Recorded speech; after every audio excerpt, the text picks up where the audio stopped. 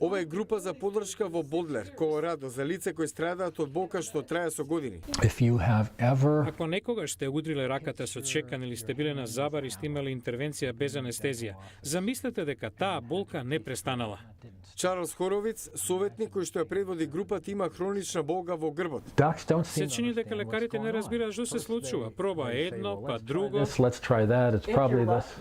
Порано или подоцна ве праќаат на психијатар или психолог.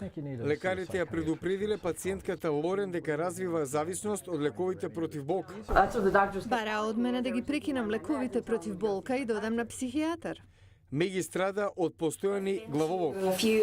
Бев во неколку престижни болници, ми дадоа лекови кои не можам да ги толерирам, но тие не слушаат. Не постои тест што може да покаже хронична болка, но невролошкото мапирање на харвардскиот истражувач Клас Линман покажува дека луѓето со ваква болка имаат посилна активност на нивниот нервен систем во вратот.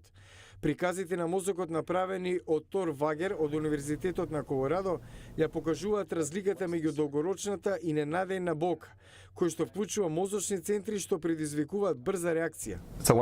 Например, кога ќе допрам жешко кафе, сигнализирањето на болката оди од телото до многу места на мозокот одеднаш. Спротивно на тоа, хроничната болка ги активира областите поврзани со емоциите и спомените. Вагер вели, кога сте во болка, ако се фокусирате на нешто, ве смирува. Како топло кебе на студено време, болката попушта. Тој вели, способноста ментално да се справите со болката има ефект на тоа како овој систем, мозочниот центар, ја засилува или намалува болката.